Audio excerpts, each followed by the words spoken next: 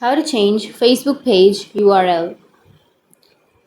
So if you want to change your Facebook page URL, then you can't do that on your Facebook application. So what you need to do is you need to simply open up your Facebook on your browser. So go with your Chrome browser and go for facebook.com. Make sure to log into your Facebook on your browser and make sure to go to desktop site. So go for the upper right, which has that three dots icon, and make sure to tick the desktop site option.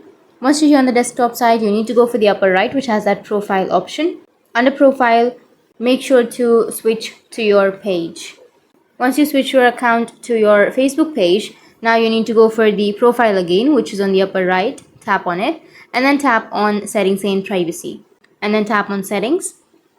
And once you tap on settings and privacy, it will take you to this kind of interface where you need to go for audience and visibility, which is on the left side. So tap on page setup. Under your page setup here, you will have name option, right?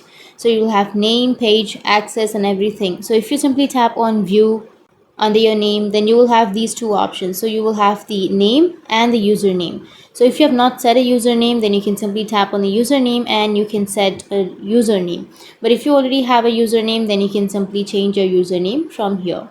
So make sure you need to go to the browser because you don't have this option on your application.